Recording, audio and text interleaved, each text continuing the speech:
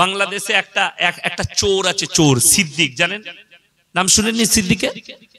এই ভিডিওতে খুব ভাইরাল, তার নাম সিদ্দিক। সে দেখছে আর্জেন্টিনার গেঞ্জি পড়েছে, তাকে একজন সাংবাদিক প্রশ্ন করছে, তুমি আর্জেন্টিনাকে ভালোবাসো? কোন টিমকে ভালোবাসো? আর্জেন্টিনা। কি বলছে? আর্জেন্টিনা। আর্জেন্টিনাটাও বলতে পারে না, বলছে আর্জেন্টিনা। এটা হচ্ছে তার মুখের ভাষা।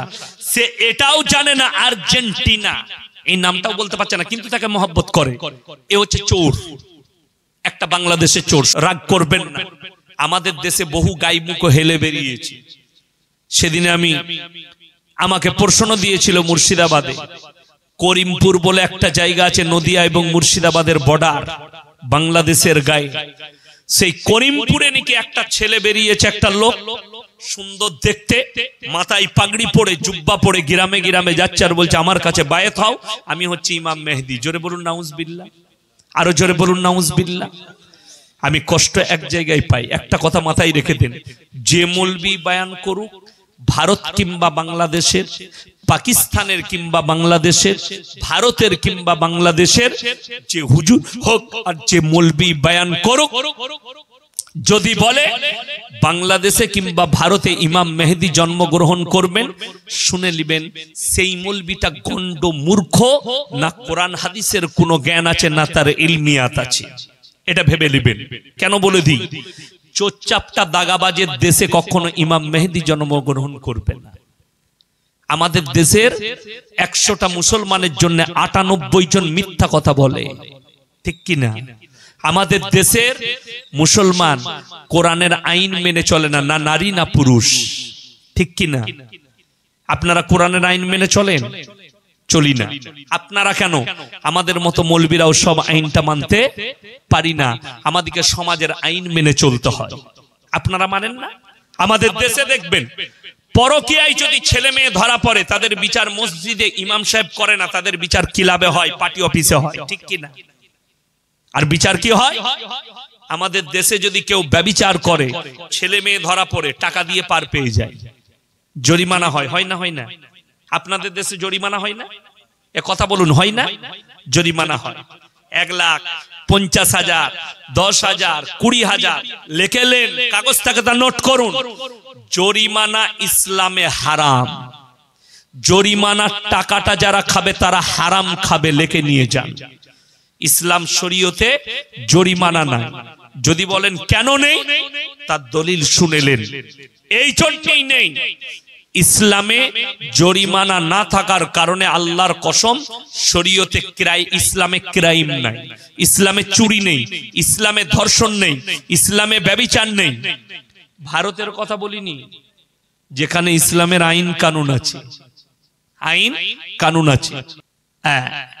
বাংলাদেশের চোর চাপটার, ভারতের চোর চাপটা দেশে ইমাম মেহেদি জন্মগ্রহণ করবেন, যেটা কিয়ামতের আলামতের মধ্যে লেখাতে এসছে, হাদিসের মধ্যে। ইমাম মেহেদি দামেস্কের মসজিদে ইমামতি করবেন, আসরের নামাজে হযরত ঈসা মসিহকে আল্লাহ নামাবে। কখন বললাম? মসজিদ কোথাকার? দামেস্কের মসজিদে আসরের নামাজের ইমামতি করবেন ইমাম মেহেদি, আর কে? ঈসা মসিহকে আল্লাহ নামাবেন। আপনারা মনে করছেন ভারতের আর বাংলাদেশের চোরচাপটা দেশের মৌলবিদিকে আরবের লোকরা ইমামতি করতে দেয়? না, মসজিদ ঝাড়ু লাগাতে দিবে, না হলে বলবে আজানটা কোন রকম দে, ইমামতি করতে দিবে না। ভালো করে শুনেলেন। আর ইমাম মেহেদি যে সে মায়ের পেটে জন্ম নিবে না। আমাদের দেশের মায়েরা তো, মুসলমানরা তো ভুরু ফিলাপ করে, আমাদের দেশের মেয়েরা তো বেপর্দা ভাবে ঘুরে।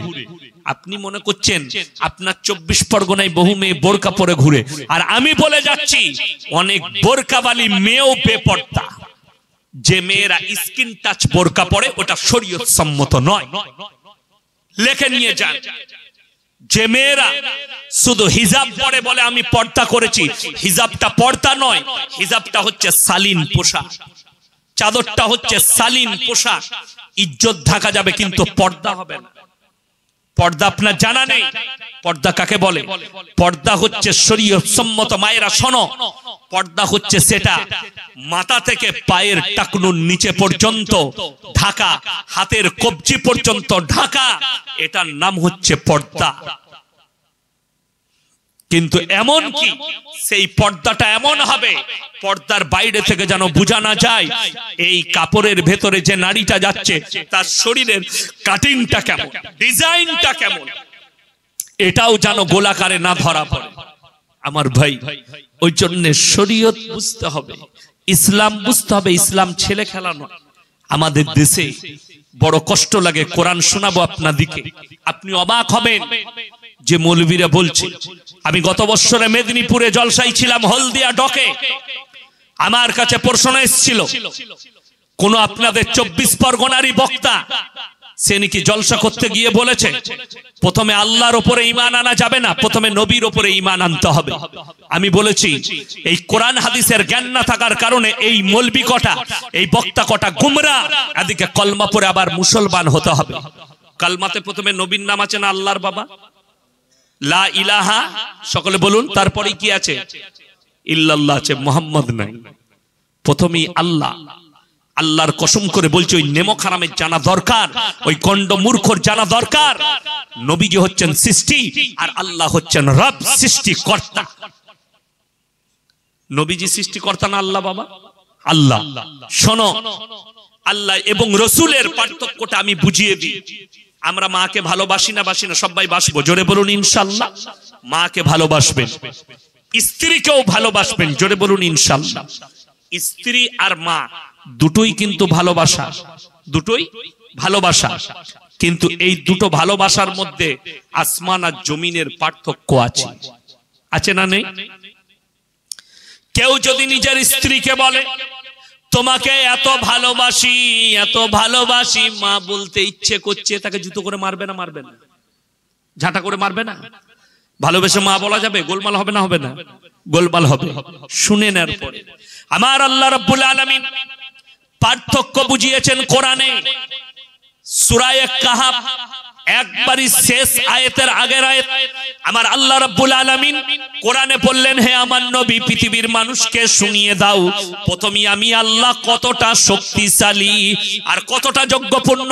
পৃথিবীর মানুষ আমার কাছে কেমন তুচ্ছ, আমার কেমন সৃষ্টি, একবার বুঝিয়ে দাও।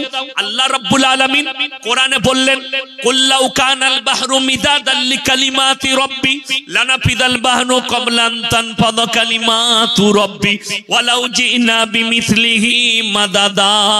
হে আমার বিশ্ব নবী, পৃথিবীর মানুষকে বলো, কুল্লাউ কানাল বাহরু মিদাদাল লিকালিমাতি রাব্বি, শুনে নাও পৃথিবীতে যতগুলো সমুদ্র আছে। নদী কেন বললাম না জানেন? আচ্ছা, আপনারা জানেন নদীর শুরু যেখান থেকেই হোক শেষটা কোথায় হয় জানেন না? সমুদ্রে প্রবেশ করে, সমুদ্রে। গঙ্গা, যমুনা দিল্লির বুক ফেরে আসছে, দিল্লির বুক ফেরে এসে ফারাক্কা, ফারাক্কা থেকে পদ্মা বেরিয়ে যাচ্ছে, পদ্মা থেকে এইদিকে বেরিয়ে যাচ্ছে গঙ্গা, ভাগীরথী। কোথাও ভাগীরথী, কোথাও গঙ্গা, কোথাও হুগলি নদী। এই গঙ্গা যখন চলে যাচ্ছে, হাওড়া ক্রস করছে, হাওড়ার কাছে এসে একে জয়েন দিচ্ছে কে জানেন? দামোদর নদী, মুন্ডেশ্বরী, দ্বারকেশ্বর সব এসে আর দামোদরে আপনার গঙ্গাতে জয়েন করছে। বর্ধমানের কাটুয়ায় অজয় নদী, অজয় নদী বান ডেকেছে, ঘর বাড়ি সব তলিয়ে গেছে। অজয় নদী জয়েন মারছে কোথায়? কাটুয়ায়। যখন গঙ্গা চলে যাচ্ছে হাওড়ায়, জয়েন মারছে, একদিক থেকে ঢুকছে দামোদর, একদিক থেকে ঢুকছে মুন্ডেশ্বরী, আর একদিক থেকে ঢুকছে দ্বারকেশ্বর, আর একদিক থেকে ঢুকছে রূপনারায়ণ। একসাথে হয়ে সমুদ্রে প্রবেশ করছে নন্দীগ্রামের কাছে। সব গিয়ে সমুদ্রই মিশে যাচ্ছে। আমার আল্লাহ কোরআনে বললেন, যতগুলো সমুদ্র আছে সব সমুদ্রের পানিগুলো যদি আমি কালি করে দিই, কুল্লাউ কানাল বাহরু মিদাদাল লিকালিমাতি রাব্বি, আমি যদি কালি করে দিই, আর তোমরা যদি আল্লাহর প্রশংসা লিখতে পৃথিবীর মানুষ শুরু করে। আল্লাহ পৃথিবীর মানুষ শুধু মুসলমান বলেননি, গোটা পৃথিবীর মানুষের কথা বলেছেন। তোমরা যদি প্রশংসা লিখতে শুরু করো, লিখতে লিখতে সেই পানিগুলো সব কালিগুলো শেষ হয়ে যাবে। আবার যদি আমি অতটাই পানি দিই, অতটাই কালি করি, সেগুলোও শেষ হবে, কিন্তু আমার আল্লাহর প্রশংসা লিখে তোমরা শেষ করতে পারবে না। জোরে বলুন সুবহানাল্লাহ। পরের আয়াতে চলুন। এরপরে আল্লাহ বললেন, হে নবী কুল, তুমি বলো। নবীকে বলা করালেন কাকে? তুমি তোমার উম্মত উম্মতিকে বলো, পৃথিবীর মানুষকে বলো। কেন বললেন জানেন? জানো পৃথিবীর কোন মানুষ আল্লাহর হাবিব সাল্লাল্লাহু আলাইহি সাল্লামকে আল্লাহর আসনে না বস করিয়ে দেয়।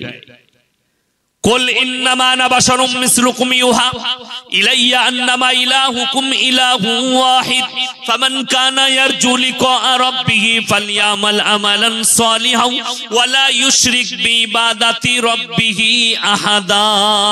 হে আমার বিশ্বনবী, পৃথিবীর মানুষকে বলো, কুল ইন্নামা, হে নবী বলো, আমি তোমাদের মতোই একজন মানুষ।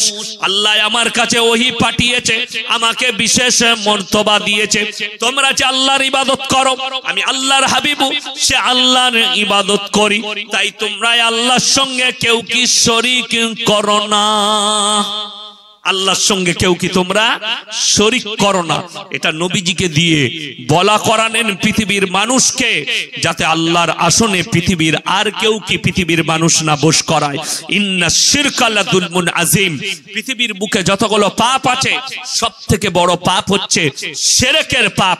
আল্লাহ ছাড়া অপরকে ভালো মন্দের মালিক মনে করা, আল্লাহ ছাড়া অপরকে মাবুদ মনে করা, এর থেকে বড় পাপ আর পৃথিবীতে আর কিছু নেই।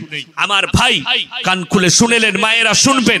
হযরতে নূহ নবী নিজের ছেলেকে কলমা পড়াতে পারেননি, হযরতে লূত নবী নিজের বিবিকে কলমা পড়াতে পারেননি, হযরতে ইব্রাহিম নবী নিজের বাবাকে কলমা পড়াতে পারেননি, আল্লাহর হাবিব সাল্লাল্লাহু আলাইহি সাল্লাম নিজের চাচা জানকে কলমা পড়াতে পারেননি। আর আমাদের দেশের লোক, আমরা বলি 3 বোতল মদ খেয়ে মর, 3 বোতল মদ খেয়ে মারা গেছে, গাঁজা খেয়ে মারা গেছে, বলে অসুবিধা নাই, হুজুরকে দাওয়াত দে, মিলাদ পড়িয়ে দোয়া করে দিবে, জান্নাতে চলে যাবে। আপনাদের দেশে মিলাদ হয় না? এ কথা বলেন, হয় না? হয়। 3 বোতল মদ খেয়ে মারা গেছে, বলে বর্ধমানের হুজুরকে দাওয়াত দে, 5000 টাকা দিবি, দেশি মুরগি দিয়ে ভাত দিবে, হুজুর এমন দোয়া করবে জান্নাতে চলে যাবে। হুজুরও মার খাবে আর তুই মার খাবি। আচ্ছা আপনারা বলুন, চোখের সামনে যদি পুকুরেতে কোন ছেলে ডুবে মারা যায় আর তার বাপ যদি দাঁড়িয়ে থাকে, ঝাঁপ দেবে না দেবে না? কথা বলুন। ঝাঁপ দেবে। বাপ সাঁতার না জানলেও ঝাঁপ মারবে, যেহেতু সেটা পিতৃ স্নেহ, ভালোবাসা, বাপের ভালোবাসা, ঝাঁপ মারবে। আমার ভাই কথাটা শুনেলেন? আপনার ছেলে ডুবে গেলে ঝাঁপ মারবে। হযরতে নূহ নবী নৌকার উপরে, ছেলে হাবুডুবু খাচ্ছে, হাত তুলেছে, আল্লাহ বলছে হাত নামা, দোয়া করতে পাবেন না। নূহ নবীর হাত নেমে গেছে, আর আপনি কি করে বলছেন যে হাত তুলবেন মাতালের জন্য? আপনি কি করে বলছেন গাঁজাখোরের জন্য হাত তুলবেন? শুনেলেন? মাসলা ভালো করে জেনে যান। কেউ যদি নাস্তিক হয়, কেউ যদি কাফের হয়, মুসলমান ঘরে জন্ম নিয়েছে, অপরন্ত নাস্তিক, আল্লাহ মানে না, কোরআন মানে না, হাদিস মানে না, রাসূল মানে না, তার জন্য, তার যদি মত হয়ে যায়, সে যদি মারা যায়, তার জন্য জানাজার নামাজ পড়া একদম হারাম, চলবে না। তার দাফন কাফনও করা যাবে না। কি করবেন? কুকুরকে খাইয়ে দেন, নদীতে ফেলে দিয়ে আসুন, কুকুরে খাক, বিড়ালে খাক, শুয়োরে খাক, কিন্তু তার দাফন কাফন করা যাবে না। জানাজার নামাজ, দাফন কাফন মুমিনের হয়, বেঈমান কাফেরের নয়। বুঝতে পেরেছেন না পারেননি? জানাজা কি? জানাজা হচ্ছে মাইয়াতের মাগফিরাতের দোয়া, সুরতে নামাজ। মাইয়াতের জন্য দোয়া, মাটি দেন, দোয়া পড়ে দেন না? নিজের জন্য দোয়া, মাইয়াতের জন্য দোয়া। আপনি দোয়া করেন, জিয়ারত করেন, মাইয়াতের জন্য জিয়ারত করেন, দোয়া করেন। আপনি কার জন্য দোয়া করবেন? যে আল্লাহকে মানেনি, যে রাসূলকে মানেনি, যে আমার হাবিবকে মানেনি, যে ইসলামে কোরআনের বিরুদ্ধে কথা বলেছে, সে মুসলমান ঘরে জন্ম নিলেও মুসলমান হতে পারে না। মুসলমান হওয়ার জন্য শর্ত আছে। 1 নম্বরই আল্লাহর প্রতি বিশ্বাস, ফেরেশতাদের প্রতি বিশ্বাস, আল্লাহর আসমানি কিতাবের উপরে বিশ্বাস, রাসূলদের উপরে বিশ্বাস, পরকালের উপরে বিশ্বাস। এগুলোর উপরে বিশ্বাস আনতে হবে, তবে সে মুমিন, তবে সে ঈমানদার। কেউ কি বিশ্বাস করেনি, জীবনে পশ্চিমমুখী হয়নি, কোরআনের বিরুদ্ধে কথা বলেছে, তসলিমা নাসরিনের জানাজা করা লাগবে না। তসলিমা নাসরিনকে কুকুর মারা গেলে কুকুরকে খাওয়াতে হবে, জানোয়ারকে খাইয়ে দাও, পুড়িয়ে দিতে পারলে পুড়িয়ে দাও, কিন্তু তার দাফন কাফন করা যাবে না। কোন মৌলবি তার জানাজা পড়াতে পারবে না। এরকম নাস্তিক যারা হবে, বেঈমান যারা হবে, যদি প্রকাশ পেয়ে যায় এই লোকটা বেঈমান, যদি প্রকাশ পেয়ে যায় এই লোকটা আল্লাহ বিরোধী, তার জানাজার নামাজ করা লাগবে না, তার দাফন কাফন করা লাগবে না। আমার ভাই, ওই জন্য সবাই নিয়ত করেলেন আজ থেকে আমরা সবাই পাক্কা মুমিন হব। জোরে বলুন ইনশাআল্লাহ। মুমিন হতে গেলে আমার আল্লাহ রাব্বুল আলামিন শর্ত রেখেছেন, সেই শর্তগুলো আপনাকে পূরণ করতে হবে। সবাই করব, জোরে বলুন ইনশাআল্লাহ। এক নম্বরে আমার আল্লাহ রাব্বুল আলামিন বললেন, কাদ আফলাহাল মুমিনুন, যারা প্রকৃত মুমিন হবে তাদের এক নম্বর চরিত্র আর আখলাকটা শোনো। আল্লাযীনা হুম ফি সলাতিহিম খাশিউন, তারা যখন নামাজ পড়ে ধীর স্থিরতার সঙ্গে নামাজ আদায় করে। ওয়াল্লাযীনা হুম আনিল লাগবি মুরিদুন, এটা দ্বিতীয় নম্বর। এবং তারা নিজেদিকে গুনাহ কাটা থেকে বঞ্চিত রাখে। গুনাহ কি কি বলে দিই? শয়তান, ইবলিস, মারদুদ আল্লাহর কাছে যখন বঞ্চিত হলো জান্নাত থেকে, জাহান্নামী ঘোষণা হয়ে গেল, আল্লাহ জাহান্নামে লানত পড়ালেন। তখন কি বললেন জানেন? শয়তান, আল্লাহ আমাকে এমন একটা শক্তি দাও, আমি জানো এই আদম সন্তানের রক্তে সিরাই সিরাই ঢুকে ধোঁকা দিতে পারি। আল্লাহ বললেন, দিলাম, যাও, আর কি চাও বলো। আল্লাহ মুঝে হাতিয়ার দে, আল্লাহ মুঝে হাতিয়ার দে। হাতিয়ার জানেন কাকে বলে? অস্ত্র। কি বললাম? অস্ত্র। কি কি অস্ত্র নিবি? আল্লাহ, বদকার নারী আমার অস্ত্র। কি বললাম? বদকার নারী। নেক সালেহ মেয়ে হচ্ছে ফেরেশতাদের থেকে উত্তম, হাদিসে এসেছে। জোরে বলুন সুবহানাল্লাহ। কোন মেয়ে যদি নেক হয়, সালেহ হয়, দিনদার হয়, পর্দা নসিবা হয়, আল্লাহর কাছে ফেরেশতাদের থেকে উত্তম ওই মেয়েটা। শয়তান বললে মুঝে হাতিয়ার দে, অস্ত্র দাও। এক নম্বর হচ্ছে বদকার নারী, নোংরা নারী। আর কি চাস? হাম্মাম, সেটা তবদিল হয়েছে 5 স্টার হোটেলে। এখন যে 5 স্টার হোটেলগুলো পৃথিবীর বুকে আছে, এইগুলোতে মদ চলে, বার চলে। কলকাতার ভালো ভালো হোটেলে নবীজির জামানায় ছিল হাম্মাম, মদের ভাটি, মদের কারখানা, মদের ফোয়ারার জায়গা, যেখানে মানুষ নিজেদের জীবন নষ্ট করে। ওটা তবদিল হয়ে এখন হোটেল আর বারেতে পরিবর্তন হয়েছে। অনেক জায়গায় বার নাই, বার আছে। ওই মদের বার যেগুলোতে মেয়েরা নিজেদের শরীরকে বিক্রি করে, শরীরকে খাটায়, শরীর দেখিয়ে পয়সা ইনকাম করে, এই বদকার নারী আর এই হাম্মা। আর কি চাস? বলে জুয়া, জুয়া খেলা আমার হাতিয়ার। আল্লাহ বলে সেটাও লে। আর কি চাস? বললে আল্লাহ তাআলা আমাকে আরো হাতিয়ার দাও। আরো কি নিবি বল? বলে আরো চাই, সেটা হচ্ছে লটারি। আর কি চাস? আরো চাই আমি। আর কি হাতিয়ার চাস? বললে গাঁজা। আর কি চাস? বললে ব্যভিচার, বেশ্যাখানা।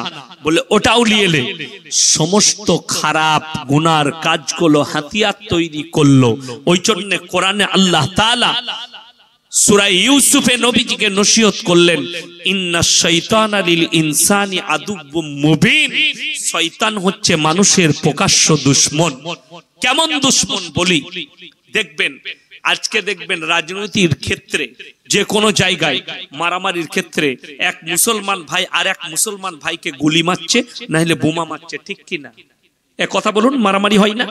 মুসলমান মুসলমানকে মারছে, মানুষ মানুষকে হিংস্র ভাবে মারছে, মানুষ মানুষকে গুলি চালায়, কোথাও গুলি খেয়ে মারা যাচ্ছে, কোথাও বোম বারুদ খেয়ে মারা যাচ্ছে। ওই জন্য বলি বাবা, শুনেলেন আপনি আপনার গ্রামে, আপনি আপনার এলাকায় বোম বারুদ নিয়ে মারামারি করছেন, কিন্তু অ্যাসেম্বলিতে যখন যাবেন, বিধানসভায় যখন যাবেন, শুনেছেন ভোটের আগে এমএলএরা মারামারি করেছে পার্লামেন্টের ভেতরে? কথা বলেন না কেন আপনারা?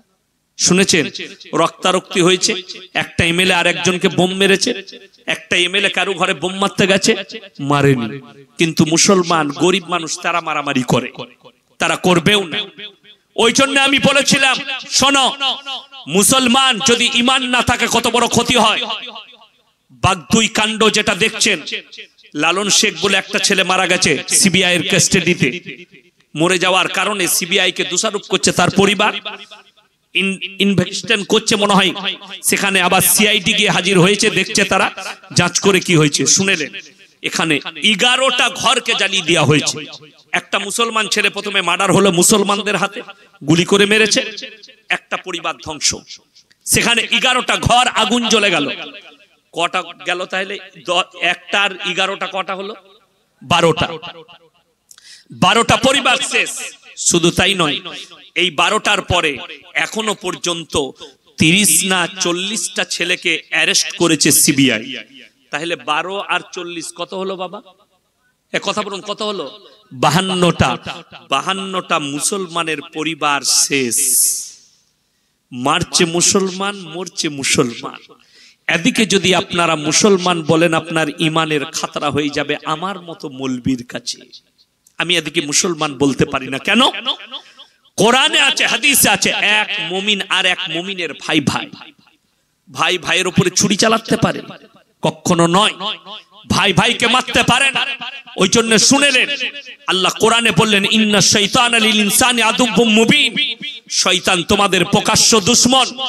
শয়তান থেকে বাঁচার হাতিয়ার একটা আমি আপনাদেরকে দিয়ে যাব, সবাই আমল করবেন, জোরে বলুন ইনশাআল্লাহ। শয়তান থেকে বাঁচার হাতিয়ার হচ্ছে একমাত্র নামাজ। ইন্নাস সালাতা তানহা আনিল ফাহশাই ওয়াল মুনকার। নিশ্চয় নামাজ এমন একটা ইবাদত, যখন মানুষ পড়ে, নামাজি হয়, প্রত্যেকটা খারাপ কাজ থেকে আল্লাহ হেফাজত করে দেয়, নামাজ থেকে হেফাজত করে, জোরে বলুন সুবহানাল্লাহ। আপনি নামাজ পড়বেন, শয়তান মসজিদের বাইরে দাঁড়িয়ে কান্নাকাটি করবে, লোকটা নামাজি হয়ে গেল, লোকটা নামাজ পড়ছে।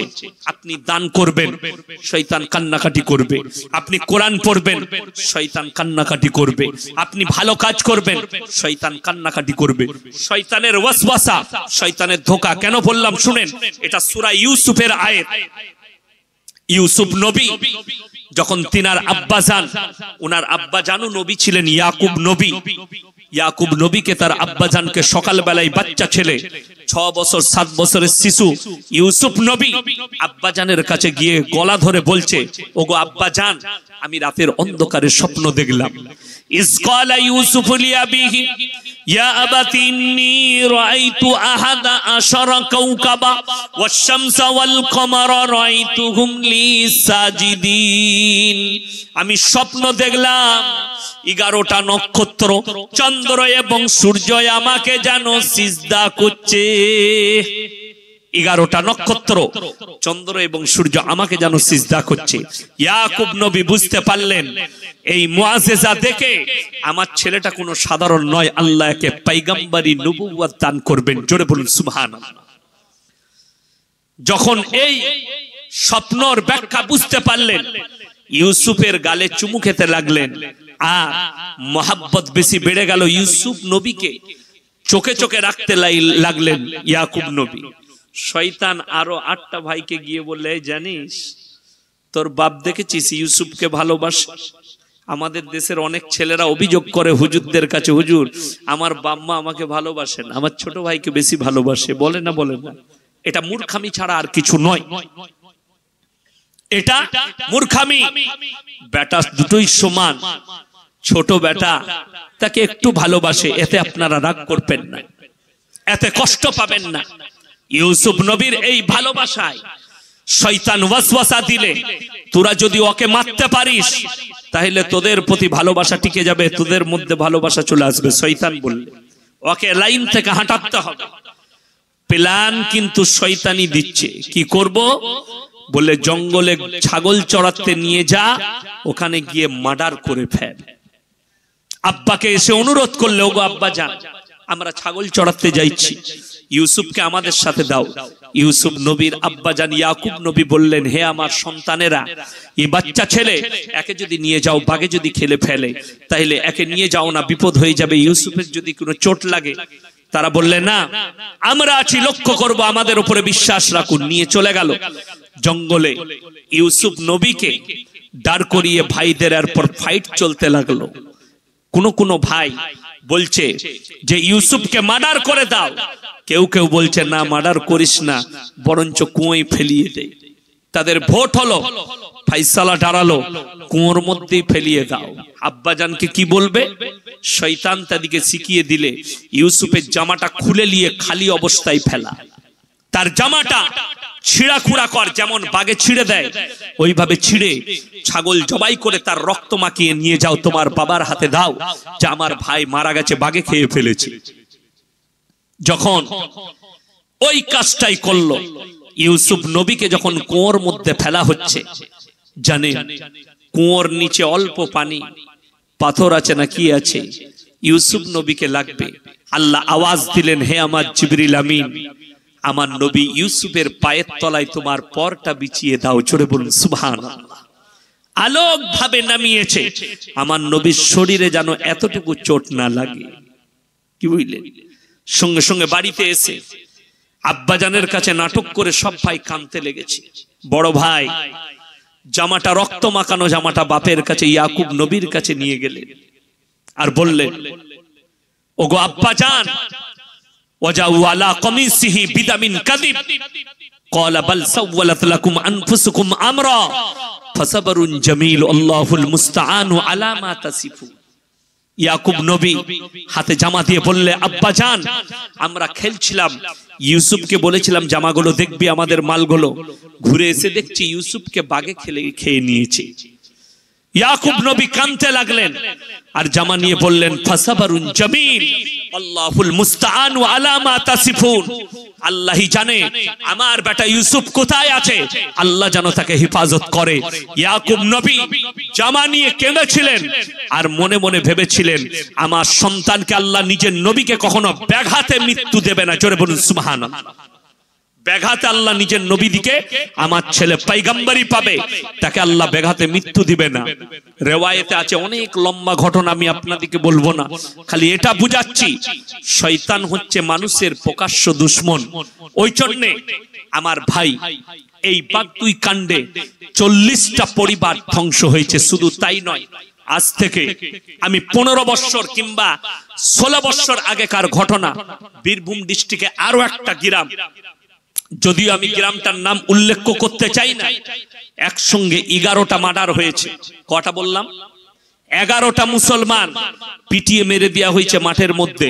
তারা মরে যাওয়ার পরে 40 জন জেল খাটছে। কত বললাম? 40। 11 আর 40 কত? 51। 51টা পরিবার ধ্বংস। মুসলমান, তুমি নবীজিকে চিনতে পারলেন না। আমি আপনাদেরকে বলে দিই, যখন বলা হয় বলো নারাই তাকবীর, মুসলমানের গলায় আওয়াজ বের হয় না। যখন বলা হয় দরুদ পড়ো, আওয়াজ বেরোয় না। আলহামদুলিল্লাহ বললে আওয়াজ বের হয় না। বড় কষ্ট লাগে যদি বলা হয় মসজিদ ভাঙছে, মুসলমান বের হতে চাই না। যদি বলা হয় অমুক জায়গায় দিনের কাজে যেতে হবে, মুসলমান পেছপা হয়। আর যদি বলা হয় কালকে ভোট আছে, ফজরের সময় গোসল করে আগে গিয়ে লাইন দিবে, ভোটটা দিতে হবে।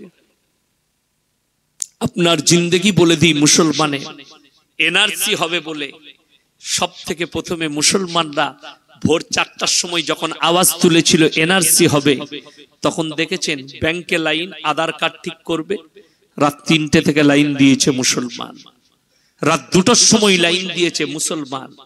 কিন্তু একবারও ভেবেছেন এই দুনিয়ার এনআরসি হয় আপনি ডিটেনশন ক্যাম্পে থাকবেন, না হয় আপনাকে দেশ থেকে বার করবে, কিন্তু আপনি মরে যাওয়ার পরে আপনার কবরের এনআরসিটা কি হবে?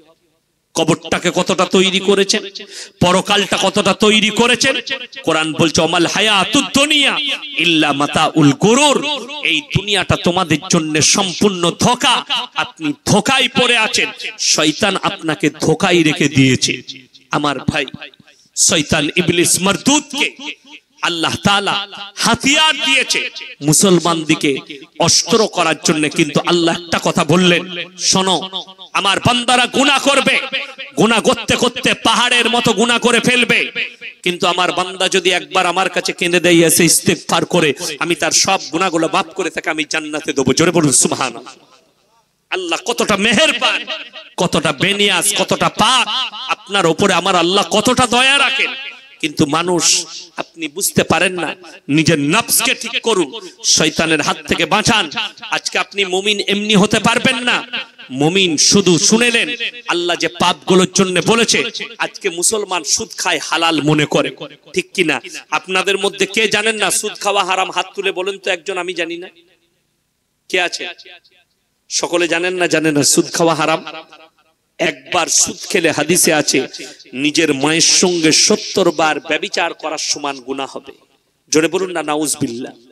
আল্লাহ হেফাজত করুক আপনাকে আমাকে। একবার সুদ খেলে নিজের মায়ের সঙ্গে 70 বার ব্যভিচার করার সমান পাপ হবে। শুধু তাই নয়, আজকে জানেন প্রত্যেকটা পরিবারে, প্রত্যেকটা বাড়িতে সুদ ঢুকিয়ে দিয়েছে বেঈমান কাফের শয়তান। কি করে বলবেন? আপনাদের দেশে বন্ধন লোন নাই, গ্রুপ লোন নেই, আপনার স্বয়ম্বর গোষ্ঠী নাই। আজকের মেয়েরা মায়েরা এরা গোষ্ঠী করছে। আজকের মেয়েরা বন্ধন লোন নিচ্ছে, গ্রুপ লোন নিচ্ছে। 10 জন মিলে গ্রুপ করেছে, লোন তুলছে। আমার ভাই মায়েরা শোনো, তুমি তো গ্রুপে ঢুকে তুমি ম্যাডাম তো হতে পারবে, কিন্তু জান্নাত লাভ করতে পারবে না। আজকে জানেন আমাদের দেশে, রাগ করবেন না, অনেক মেয়েরা আশা কর্মীতে যোগদান করেছে। করেছে না করেনি? করেছে। অনেক মেয়েরা কাজ পেয়েছে, করছে। আমি নিষেধ করব না, তুমি আশা কর্মীতে কাজ করো, কিন্তু করার সময় একটা কথা মুসলমান মেয়েকে খেয়াল রাখতে হবে, তোমার পর্দা পুশিদার, তোমার ইজ্জতের হেফাজতে। আপনি যদি পার্সোনাল আমার কাছে ফতোয়া নেন, কালকেই যদি মিডিয়াতে ছড়ায়, মিডিয়ারা আমাকে বলবে ইয়ে মৌলবি নফরত ফেলা রহে। কিন্তু আমাকে যদি পার্সোনাল জিজ্ঞেস করেন, আমার মেয়ে কলেজে পড়ে, কলেজে পড়া হারাম না হালাল? আমি বলবো কলেজে পড়া জায়েজ আছে। আপনার মেয়ে পর্দার সঙ্গে যাবে এবং ওই কলেজে পড়তে পারবে যে কলেজে অনলি ফর মেয়ে ছেলেরা আছে। মেয়ে ছেলে শিক্ষিকা, মেয়ে ছেলে কি শুধু মেয়ে ছেলেরা পড়ে, সেই কলেজে পড়তে পাবে। শুধু তাই নয়, আপনার স্ত্রী চাকরি করতে পাবে। কোন স্কুলে জানেন? যে স্কুলে অনলি ফর মেয়েরা পড়াশোনা করে, যে স্কুলে অনলি ফর মেয়ে ছেলে শিক্ষিকা আছে, সেই স্কুলেই আপনার স্ত্রী চাকরি করতে পাবে। আমি বাধা দিতে আসিনি, নিষেধ করতে আসিনি। কিয়ামতের ময়দানে মুলাকাত হবে।